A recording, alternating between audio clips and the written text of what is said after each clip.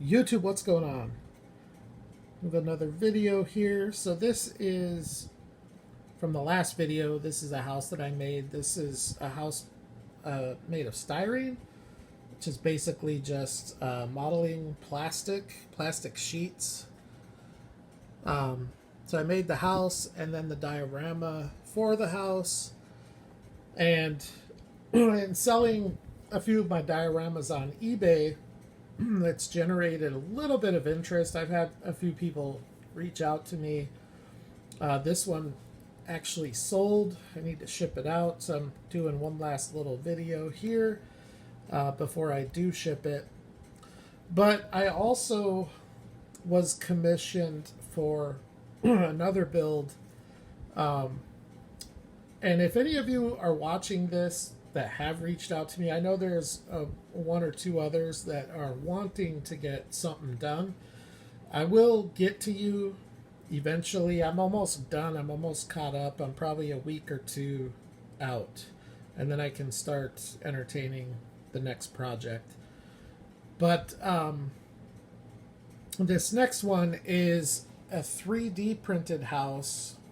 This individual purchased the 3D printed house. It was shipped to me out of Canada, and then basically he wanted a layout made for the house.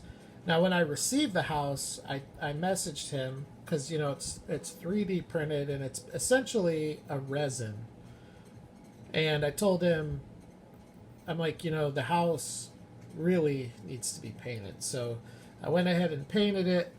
And so here's the progress on that house. And keep in mind, as I show this to you, there's still a lot of stuff that needs to be done on it.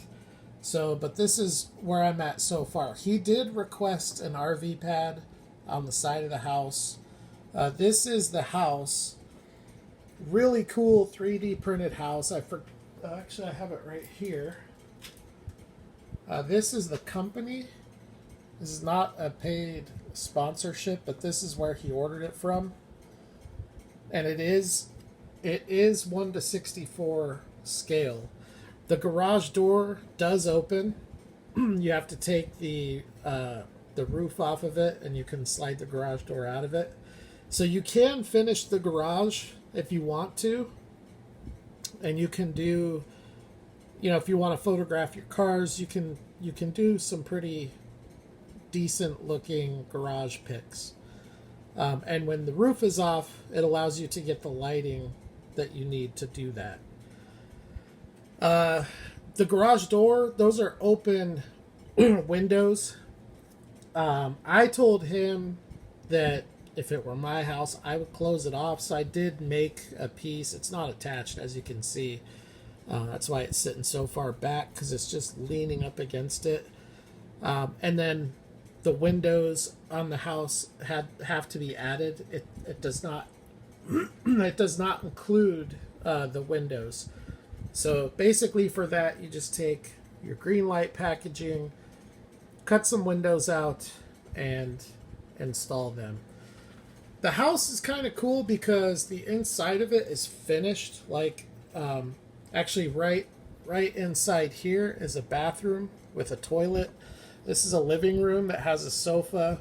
It has a sofa and a TV. There's a dining room. There's a kitchen. There's a bedroom. So it is a pretty cool house. But it is just a one bedroom because it looks like a 2-story. But it's actually just one finished story inside. So, and then he just kind of made some requests of kind of what he wanted out of the diorama, and based on that, I told him it's going to be really, big. We could have done it a lot smaller if we had deleted the road, but I am so road partial on my dioramas. I hate doing dioramas that don't have roads. So I'm not a fan of, driveway dioramas, parking lots, any kind of diorama, unless there's a road with entry and exit access points to the road. To me, that is kind of like the foundation of the diorama, and the scene basically stems from the road. So here's kind of an overview of it, and you can see it's a little bit asymmetrical on this one. I did that mostly because the house is extremely asymmetrical. But we have the wraparound driveway, lots of space for diecast.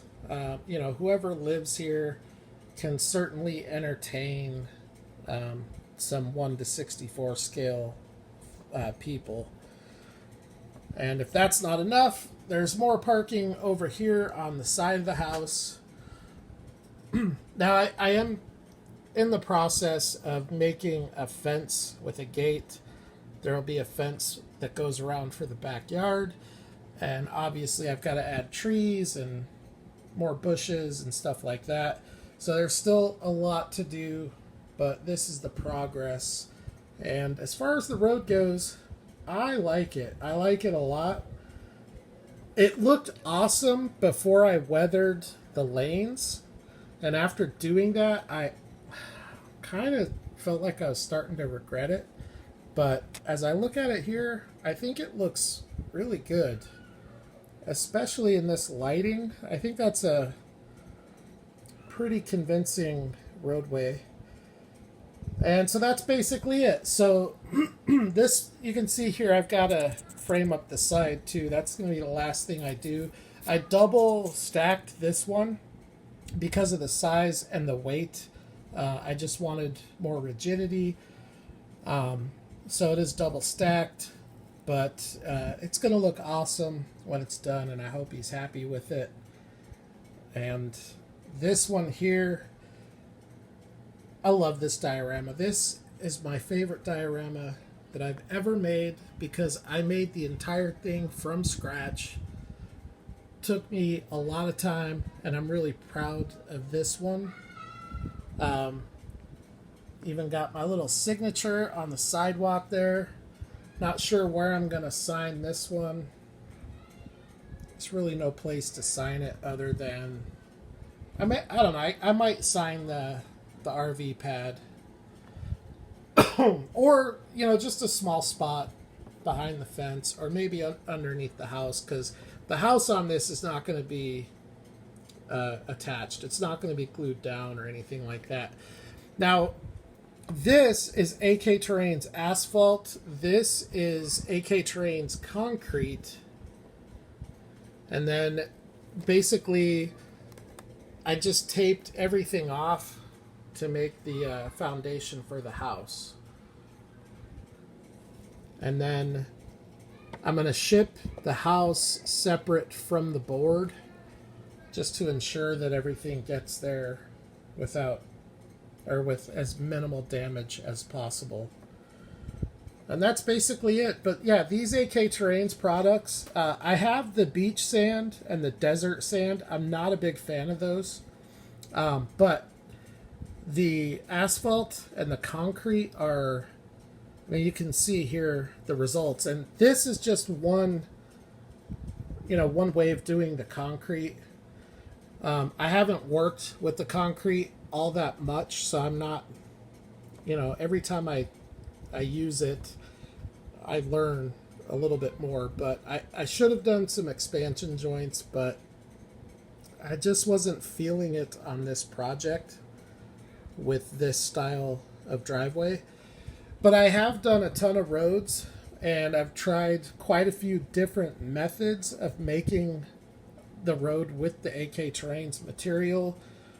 And every time I do a different method, it always seems to produce a good result. Even if it's a different result, they all look good. I mean, even this one here, which is very simple, this is an application of the AK Terrains asphalt with a gray wash on top of it. That's all I did. I didn't weather it. I didn't do anything else to it. And this is a pretty basic pretty decent looking result. My normal technique with the AK Terrain's asphalt is to apply it. You got to let it cure overnight before you start painting it. If you don't, then you're going to have problems. But once it cures, my preferred method is to put a pretty liberal wash of gray over the top of it and then take that down. Take the gray down. So after the gray dries, I'll go back over it with a black wash to pull out all the texture detail. Before it cures, I'll take an X-Acto knife and carve in the cracks. And you know, you always get these little imperfections. You can apply it in a way that you don't get that, but I like those. I think it adds so much to the road. And then just weather it down from the gray color down to where you have something that looks like this. So, all right, so that's it. And then let's see.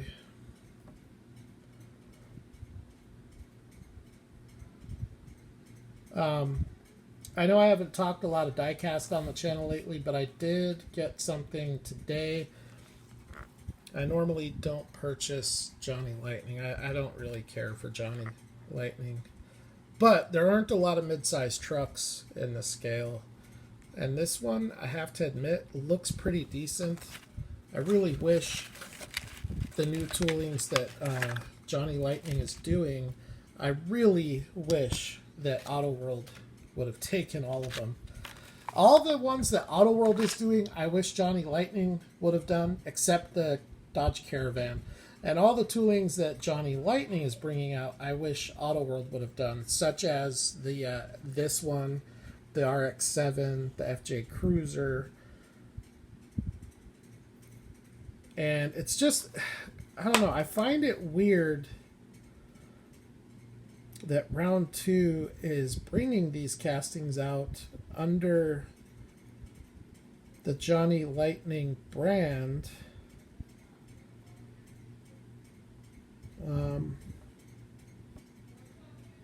Because I thought they were still leasing the tooling rights from Learning Curve, or I guess it would be Tomy. But I'm actually not seeing that on the package, so I want... Oh, yeah, it is. Tomy International.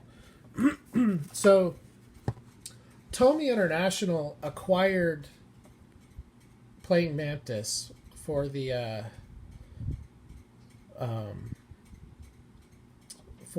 baby bath. But with that deal, they were kind of forced to take all the diecast. Even though they didn't want it, they took all of it. Which is funny because Tomy makes a ton of diecast. I think it's part of the Tomica brand with Tomica Limited Vintage, Tomica Basic, and Premium. And you can see here, it is Tomy International. Sorry about that. Right here. And so all of those toolings that were part of that acquisition, I've been under the impression that when Round 2 started releasing Johnny Lightning cars a few years back, you know, I guess it's been 7-8 years now, that they were leasing the tooling rights from Tomy. And that's why I was kind of thrown off when Round 2 started creating new tools under the Johnny Lightning brand. But I honestly don't know enough about that subject to really comment on it. So, but that's just something. I had a conversation with the Toy Pimp a couple years ago about it.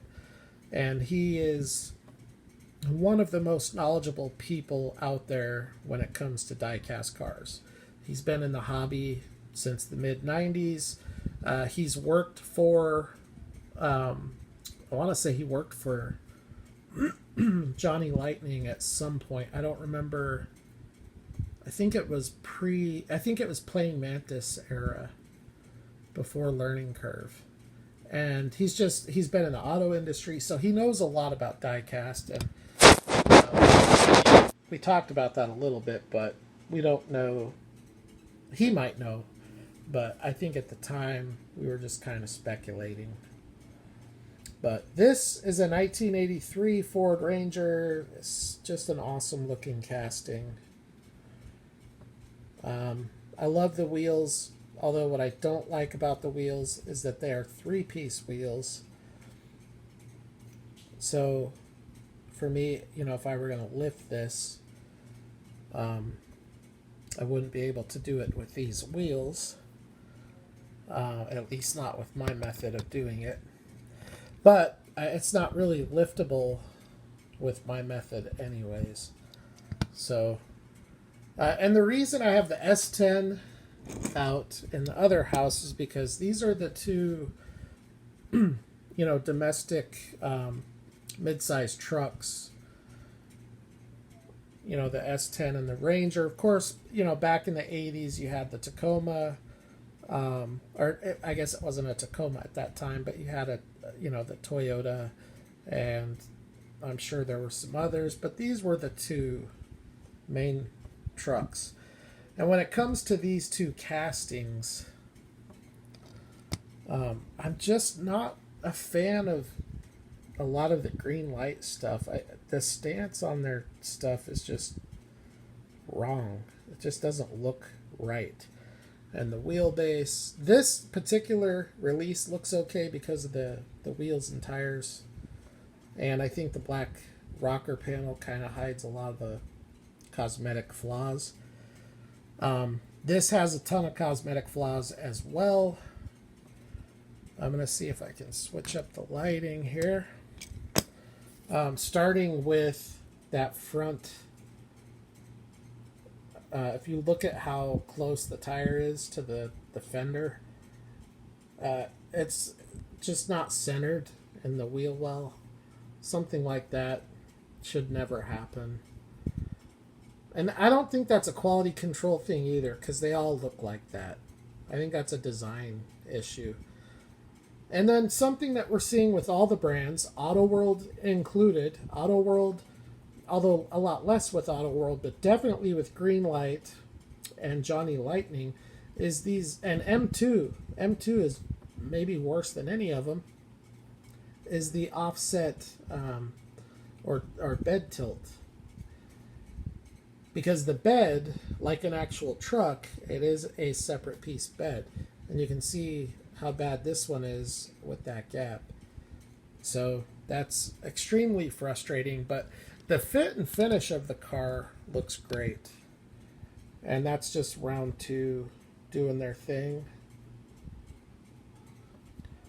I think, to be honest, I think if Auto World had done this casting, it would look pretty similar to this. I think that they did probably get it spot on for scale. Something historically that Johnny Lightning has not done. I think the proportions look pretty good. I love the colorway. I like the interior a lot. They did put side view mirrors on it, which look good. Painted headlight and taillight detail. Even have the Ford badge on the grille. So I gotta hand it to him. I think it's a nice casting.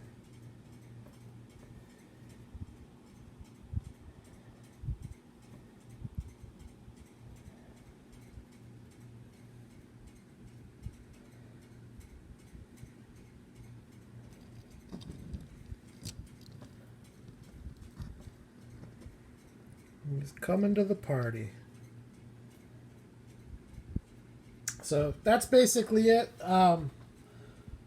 Haven't really picked up any other diecast lately that I haven't shown already. I'm pretty sure I showed this one in the last video. A little dusty now.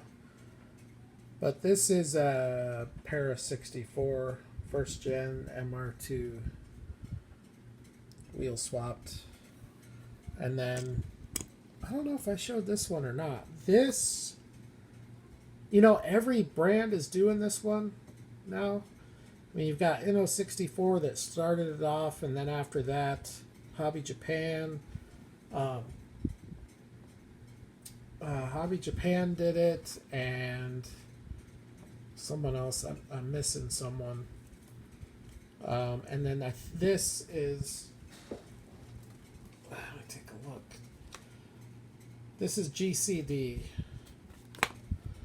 And then after that, Tomoka Limited Vintage did it, and I really want to get one of those because those tend to be the nicest. I'm really not a fan of the articulating front axle. I know a lot of people like that. I don't like it. I mean, it's okay for pictures, but I think I would rather just not have it.